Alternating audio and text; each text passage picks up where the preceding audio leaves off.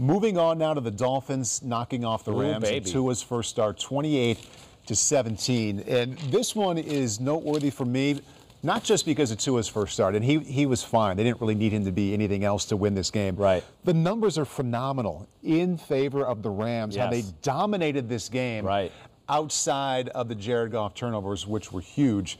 Good way to start here. We'll start here with a question from Hagerstown. This person asks, I'd love to know what the Dolphins defense did to make Goff play so poorly. Yes. Well, it was a psychological warfare, first off, of Brian Flores and toying with McVay and Goff with the blitz package.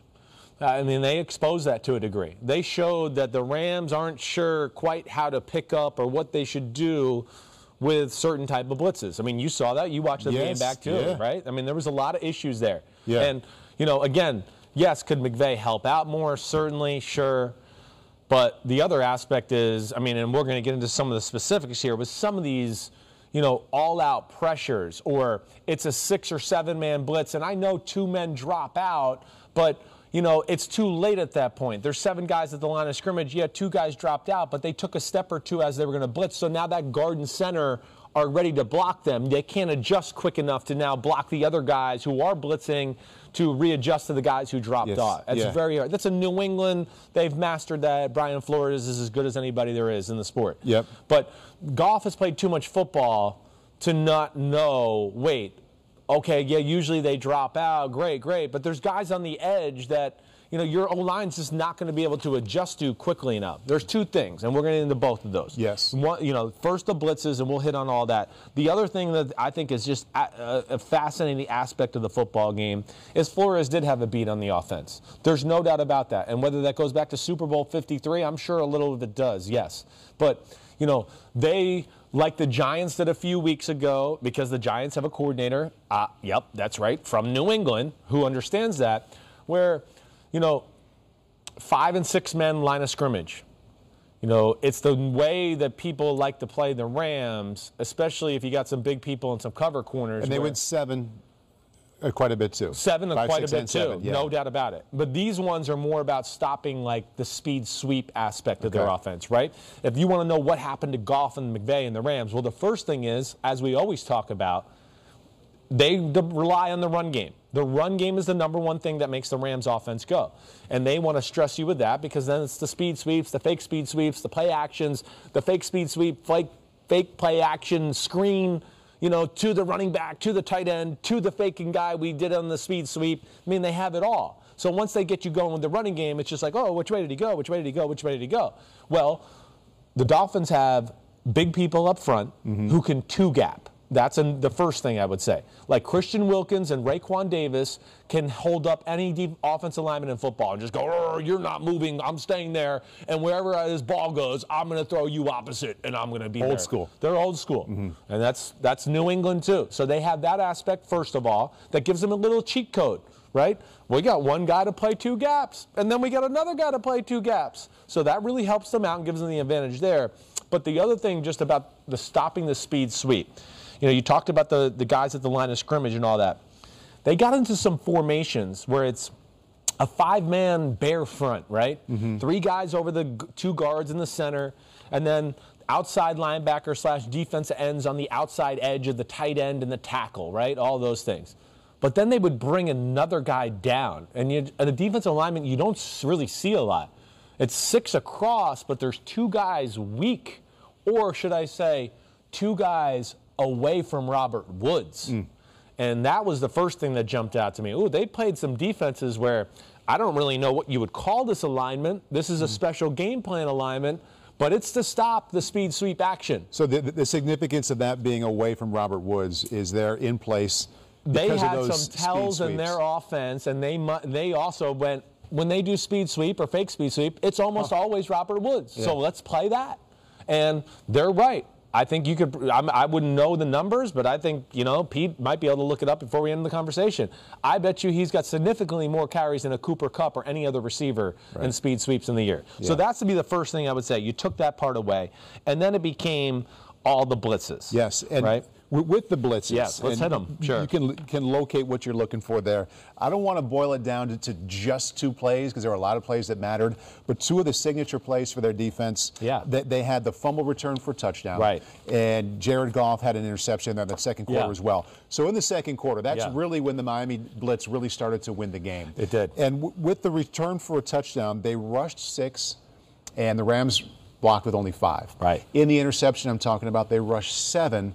The Rams protect with only 6. So in both cases, they fooled them. They outnumbered them. Is that a McVay scheme thing that failed? Right. Is it the offensive line? Or is it Goff not recognizing it? Hey, we're outnumbered.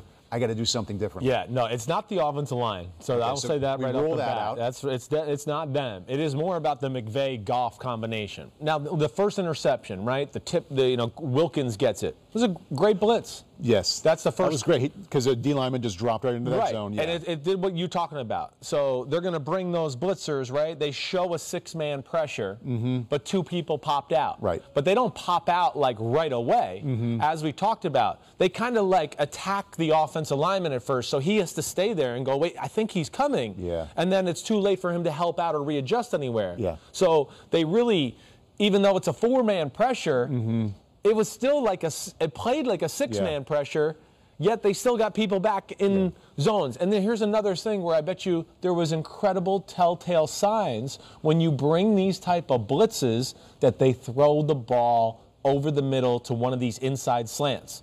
And that's why Wilkins was sitting there. Yeah. They had a guy for each side. They had one guy for the slant on the other side, and they had him for that slant on that side. That's true. So they were playing that all the way. At least that would be my thought there. Yeah. So that's the first interception. That's a clever blitz that won. The other 2 that I brought up were just flat out outnumbering the protection by 1 each time. And I think when people watch that and they see the highlights over and over, one of the questions has to be, is that Jared Goff's fault? Yes. It is. And how is it? Well, so here, the strip sack fumble, right, for what was that, 78-yard fumble return, right? Yeah, forever, right. I mean, it's an all-out look, like you mentioned. Yep. Okay? They have mainly, up to that point, this is where the genius is, and this is where I go psychological warfare right here. To this point, all these blitzes have been the ones we've talked about on the interception. Right. We dropped 2 out. We dropped 2 out. Yeah, we're blitzing. Oh, no, we dropped 2 out. Now he calls, let's bring it. They're probably going to expect us to be dropping out. Now, okay, still within that, even though on those other ones they dropped out, they still couldn't block the guy off the edge because of what we talked about. The guys who dropped out still stressed those offensive linemen. So I don't know why Goff, why he still would think he's protected whether they drop or not.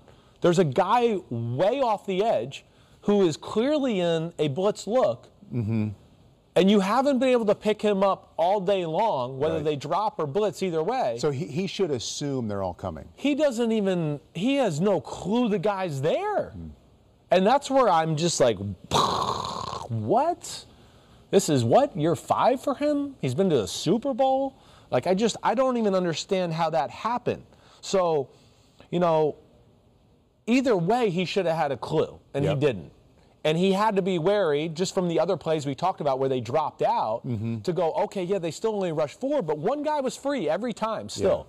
And that, to me, I don't understand, where the disconnect was there, either in his own brain or McVay taught him something or told him not to worry about it now because we think we got the drop figure. I don't know. But either way, that was a huge mistake in the football game. They weren't playing good at that point. No. But they were making it happen ugly and kind of getting it in, and of course that made things very stressful. But either way, he's in a bind because if they're showing 6 and you know that your protection scheme only has 5, whether they rush 1 or all 6, you know what you have to block. Should he assume that all 6 are coming? When he has 6 blocking, should he assume all 7 are coming? Yeah, well, yes. I mean, it depends on the alignment. And then with these alignments, they showed like they were coming. There wasn't anything like, oh, looks like it's a 5-man blitz. Set hut. Oh, no, they brought 6. It wasn't like that. It was like, hey, here comes 6. Yeah. We're 6. It's 6. It's 6. We're coming. We're in the sprinter stands. We're all coming. So, and he has to, again, he's seen some of these defenses before to know that, oh, if they drop him out, we're not going to be able to adjust on the fly and do that quickly enough. So Yeah, I don't really. So he should have a plan to get rid of it quicker? He should have a plan, and usually they do. Yeah. But obviously, Flores knew how to play their plan a little bit, and I think maybe he just had some mental gaffes that way, as far as, just not expecting those blitzers or not on his P's and Q's as far as the details of what needed to be done. Yeah. So I just have written down here, the story is Dolphins blitz second and third quarter dominates the day. Yeah, that's all there really is to it. I mean, they won the football game. That's why, we're going to talk about Tua in a minute, but that'll be a 3-minute conversation because we don't have much to talk about. But maybe 1 minute. But they do that, all right? And then even within this, so now they've brought the all-out blitz and done all of those type of things. So now what they're trying to do is the next thing they do is now the Rams they're scared of like, we're not going to get any more empty sets and just have 5 blockers. All right, let's keep a tight end always attached in case we get a 6 blocker, and let's keep a back in the backfield, and then we can go 7 blockers. But again, it didn't really matter because there they were. Now they're going to bring the all-out blitz, and let's just go to Goff's second interception. Yeah. Again, holds the ball like he thinks he's protected. Right. And, yeah, they have, on this one, it's a 6-man protection. I'm sorry here. It's 5 linemen, and the back is in the backfield. This is where they outnumbered him 7-6. They outnumbered him. Yeah. And he still had no urgency here. And I think, again, that was interesting, too. That was the first time they kind of brought that type of blitz. So there they brought 7. Yeah. They brought one more, like you were saying. Yeah. And it was a cool way in which they did it. And it stressed Goff's and McVay's pass protection rules to where, again, this was another inkling where I went, oh, wait, they know they're going to slide this way. They're going to slide to the right. All right, so just if you're in the shotgun, and everybody's listening, you're in the shotgun, and your left guard, the center, the right guard, and the right tackle are all going to slide to the right. The left tackle is going to take the defensive end over him, and now the back has to take one blitzer off that edge, whoever it is. Well, Miami brought 2. And they said, well, you can't get them both. Right. And again, Goff, he just kind of throws the ball like nonchalantly and gets hit as he's throwing. Yeah. And the ball pops in the air and intercepts. Like he didn't know he was outnumbered. Right. Which I just am like, I don't understand. But then that's where they really had them from the rest of the game. Yeah. I mean, to your point where... I think you're answering the question when people watch, like, why does this keep happening? They're outnumbered by 1 each time. Who should know this? Who should make up for it? And it sounds like it's Goff. It is. It's definitely Goff. I mean, there's no doubt about that. It's a good game plan. And, overall, again, it was the second week in a row where we saw a team take away, the boots, the screens, all the little McVay tricks. Yeah. Those were taken away. And then it's just like, okay, can now Goff beat you with the meat and potatoes part of the offense? And I still think that's a very real question. Clearly no. Miami, #1 scoring defense in the league. So they are to be dealt with the rest of the way. And they get another one later, with another turnover. Another turnover later with the tight end blocking the defense end now. Because, again, the Rams are flustered with the blitz. Clearly. And they don't know what to do. Yeah. So now let's keep 7 in. I'm in shotgun, tight end, you stay in. You knew that running was coming. back, you stay in.